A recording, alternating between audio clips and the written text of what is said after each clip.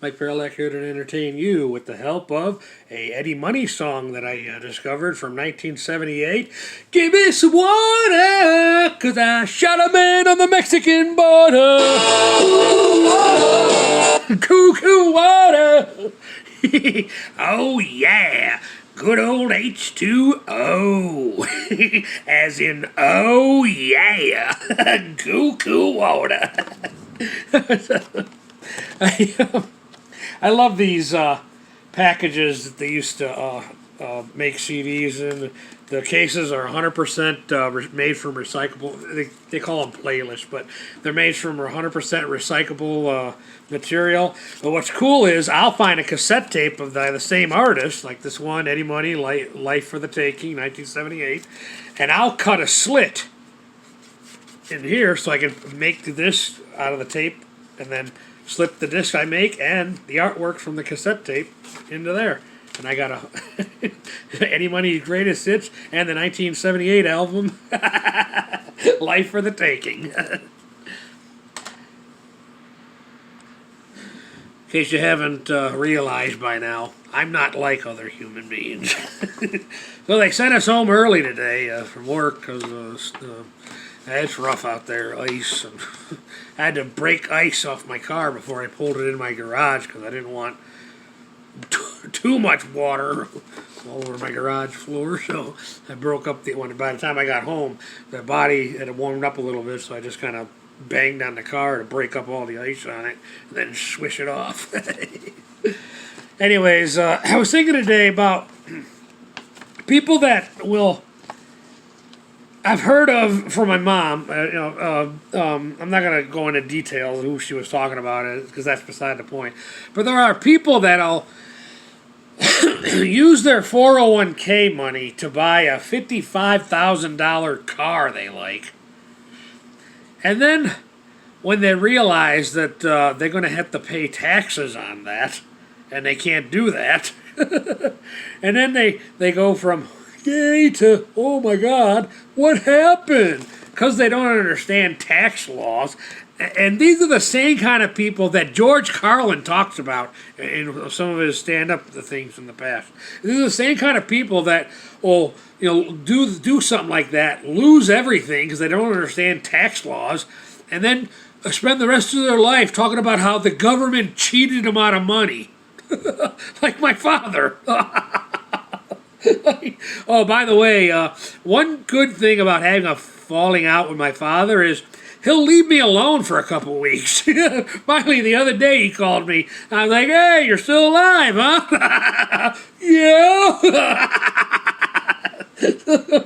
So, of course, he called me like he always called me, tell me all about his problems. Oh, the girl that's helped me with she reminds me of my mother. She's good with money. She helped me with my finances. But then she got mad at me because I forgot to tell her about this one credit card because I forgot about it. And I said, well, because I don't use it. Well, if you don't use it, then it shouldn't be a problem. Well, but I used to use it. Well, I go, okay. So I guess it is a problem. An idiot. Anyway, so I was thinking about that. People that do that with their 401k money and then kind of squander their 401k, feeling I deserve it. I work my butt off, and then because they don't understand that it's a mutual fund, you have to pay taxes on it because that doesn't compute in their brain. It's all, oh my God, woe is me. Oh, the government stole money. Just like George Carlin says in that skit of his. Yeah. Oh yeah, they just locked out on the greatest deal of all, and the government stole money from them. I will complain about elitist government power all the time, but this one thing here is stupid fucking, excuse me, people's fault. So I also made me think and remember the time that, and I think, we did a reenactment on VHS with this, which I believe I did share on this channel of when I first started this channel, 4 years ago now. But we made a reenactment with the VHS tape in my Hot Wheel cars when we were growing up, and a reenactment of the time the cops had to pull my father, and they trapped him inside convenience store parking lot. And my sister told me, I wasn't there, but my sister was, and she told me that he told the arresting when they had him on handcuffs and pinned to the ground and putting the cuffs on him, my mother's gonna haunt you. That's still funny to talk about. Could you imagine being the arresting officer? Like, after you lock him up and everything, like, well, guess I'm in trouble now. This guy's mother's gonna haunt me. And the year says that too. He'd always talk about how, if my mother was alive, none of this, I wouldn't be suffering like this. She would have took care of everything. Yeah, maybe, but I'm sure your mother's retirement fund wasn't indefinite. It wasn't. It did not have the vastness of God and heaven.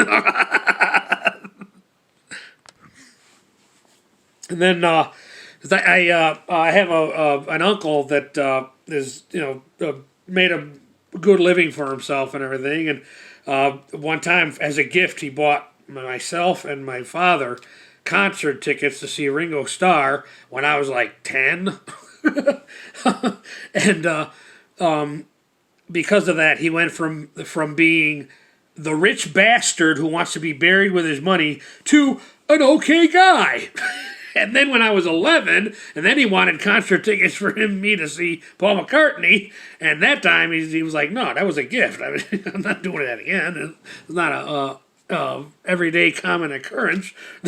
Then he went right back to being that rich bastard who wants to be buried with his money.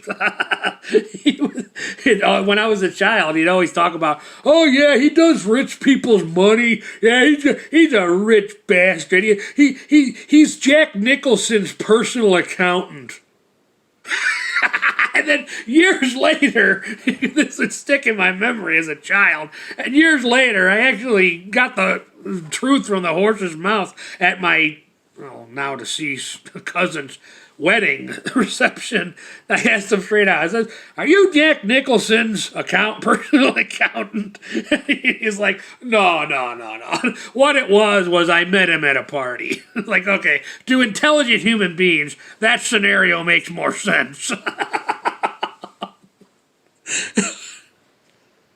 Because my father cannot compute in his brain somebody having a good job, being good at what they do, and progressing, and that does not compute in my father's brain. So,